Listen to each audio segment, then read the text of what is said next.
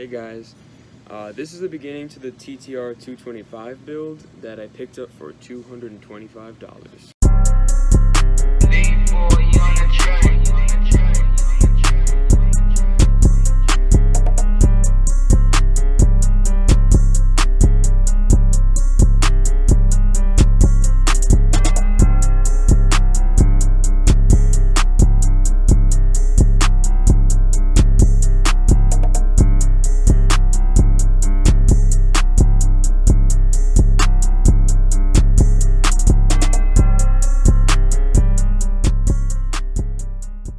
Alright, so now that you guys have gotten to know the bike, it's time to talk about the plans. So I bought this thing for 225 bucks.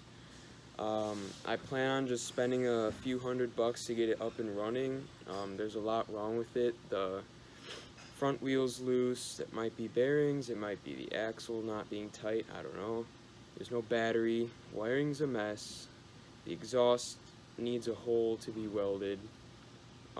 The seat needs to be mounted, the plastics, it needs a front fender, a number plate, a back fender, the chain needs to be messed with, the carburetor needs to be cleaned, gas tank needs to be run through, pretty much just everything needs to be done. The brakes bled, oil change. The guy I bought it from said he just did the top end, but I don't know. Looking at this bike, I don't know how well it was done, so yeah, it's gonna take a lot of work to get it up and running, but after I do that, I'm gonna just hopefully sell it for a pretty decent price and then earn enough money to buy a really nice like 250 4-stroke or 125 2-stroke. Those are just my plans for it.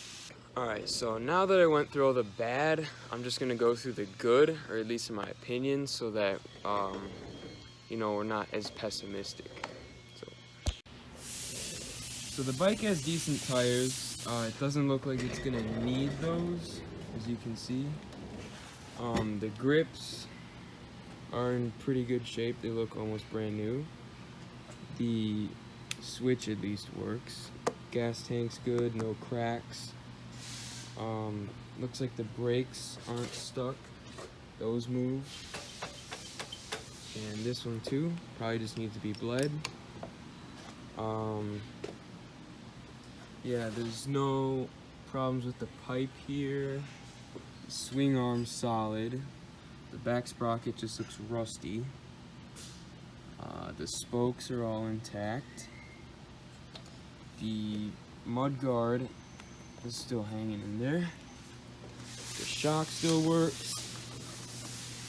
The gas tank cap is really tight, so that's good but not good. I don't know. At least it'll stop all the gas from coming in. And the handlebars look actually pretty decent. Alright, so now that we've gone through all the pros of this bike, create a checklist to see what I should check and then what I should see if I should fix, what I should replace, what I need. Kind of just like a maintenance run through so that I make sure I don't miss anything. And this bike will be ready to sell soon.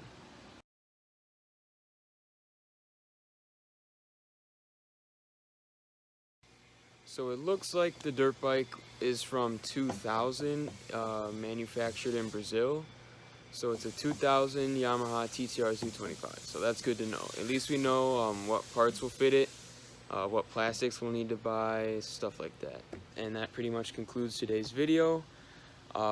Check back for part 2 because I'm pretty sure there's going to be a whole lot of parts coming. Because this bike is one of the more difficult ones because of the wiring, so that's going to take a while. And maybe it's not, I don't know, I've never wired a bike at all. Maybe it's easier than it looks, I don't know, maybe there's hidden stuff inside the engine. Let's just hope I don't have to rip it apart. But thank you for watching, we'll catch you in the next one.